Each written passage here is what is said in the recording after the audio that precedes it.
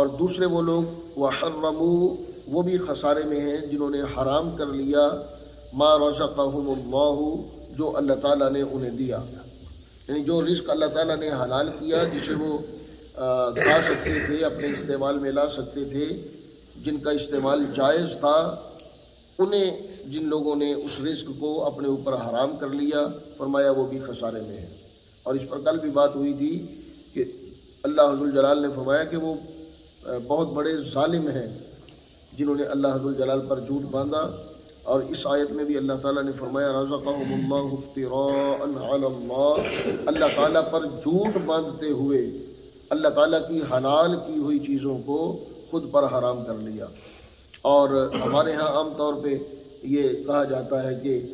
یہ مجھ پر حرام ہے، اور یا کسی سے کہہ دیا کہ یہ تو حرام کر رہا ہے، تو اس طرح کے الفاظ بولنا یہ انتہائی غلط ہے۔ کسی بھی چیز کو حرام کہنے سے پہلے یہ جان لینا ضروری ہے کہ اللہ ذو الجلال نے کہیں یہ حلال نہ کی ہو۔ جو چیز اللہ تعالیٰ نے حلال کی ہو اسے حرام کہنا یہ اللہ تعالیٰ پر جھوٹ باندھنا ہے، اور اللہ ذو الجلال پر جھوٹ باندھنا بہت بڑا ظلم ہے۔ فَضَلُّوا، تحقیق کہ وہ گمراہ ہوئے، وَمَا كَانُوا مُهْتَدِينَ، اور وہ ہدایت پانے والے نہیں۔